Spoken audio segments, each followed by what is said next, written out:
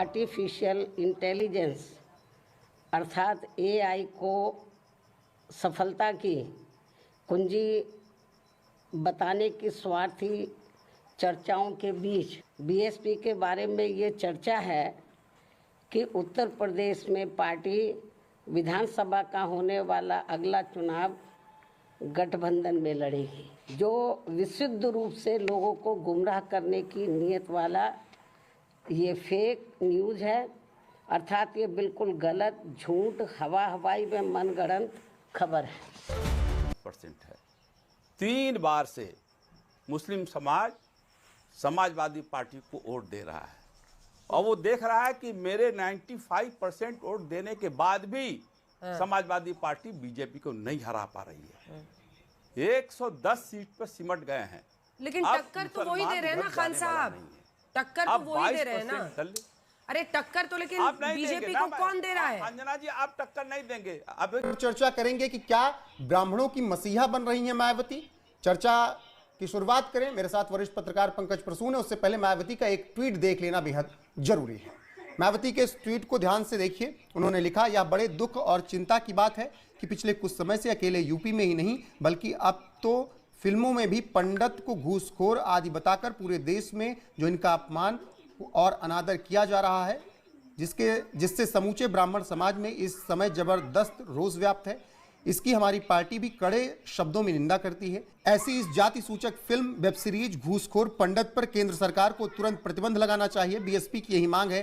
साथ ही इसको लेकर लखनऊ पुलिस द्वारा प्राथमिकी दर्ज करना उचित कदम है। ये बसपा सुप्रीमो मायावती का ट्वीट है। हालांकि इसके बाद केंद्र सरकार ने नेटफ्लिक्स को ये कहा कि आप ये वेब सीरीज हटाइए और उत्तर प्रदेश में भी मामला दर्ज करवाया योगी सरकार ने। लेकिन पंकज जी, जिस तरीके से मुखर होकर मायावती बोल रही हैं, वैसे तो तमाम सवर्ण और ब्राह्मण चेहरे भी राजनीति में जो है नहीं बोल रहे हैं, वो चाहे यूजीसी वाला मामला हो या फिर अब घूसखोर पंडित वाला मामला हो। रोहित, इस देश के सवर्ण एक बात तो जरूर याद रखेंगे कि चाहे यूजीसी का मामला हो या ये फिल्म वाला मामला हो, जब सारे सवर्ण नेता बड़ी पार्टियों के, चाहे वो कांग्रेस के हों या भारतीय जनता पार्टी के, जब वो खामोश थे, जब उन्होंने अपने समाज का साथ नहीं दिया, तो उस वक्त एक दलित नेता ऐसी थी जिन्होंने खुलकर इस पर बयान दिया है। इस बात को याद रखना चाहिए कि मायावती ने यूजीसी पर भी बिल्कुल स्पष्ट राय रखी थी और ये घुसखोर पंडित जो फिल्म है इस पर भी बिल्कुल स्पष्ट राय रखी है। कहीं कोई कंफ्यूजन नहीं है। लेकिन ब्राह्मण विधायकों, सांसदों, नेताओं को कंफ्यूजन है।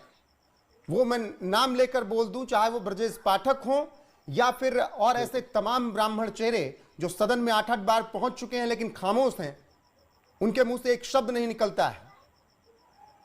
बिल्कुल, वो अपनी पार्टी लाइन के अनुसार बात करना चाहते हैं। कांग्रेस के लोग होंगे वो भी खामोश, भारतीय जनता पार्टी के जो सवर्ण नेता है तथाकथित रूप से वो भी खामोश। मैं बार बार सवर्ण समाज से एक बात कहता हूं कि आपका दुश्मन कोई दूसरा नहीं है। आप अगर ये सोचते हैं कि कोई दूसरी जाति वाले आपके दुश्मन है तो नहीं है। जरा देखिए अपने आसपास और अपने नेताओं को कि जब भी आपके लिए कोई मुद्दा खड़ा होता है तो क्या उन्होंने रिस्पॉन्ड किया। और ये आज की बात नहीं है, ये इससे पहले भी एक बार याद कीजिए, SC/ST एक्ट को लेकर सुप्रीम कोर्ट में कुछ हुआ था और फिर उस वक्त आंदोलन हुआ था। उस वक्त भी बड़ी पार्टियों के सवर्ण नेता खामोश थे। इस बार जब यूजीसी को लेकर सवर्ण समाज आक्रोशित था तो बड़ी पार्टियों के, खास करके कांग्रेस और भारतीय जनता पार्टी के सवर्ण नेता खामोश थे। लेकिन हर इस तरह के झंझावात में एक ऐसी नेता है जो खुलकर बोलती हैं और अपना पक्ष रखती हैं, और वो है बहन मायावती। तो और बाकी सब वोट लेने के लिए हैं, वोट लेके विधायक बन जाए, मंत्री बन जाए, सांसद बन जाए।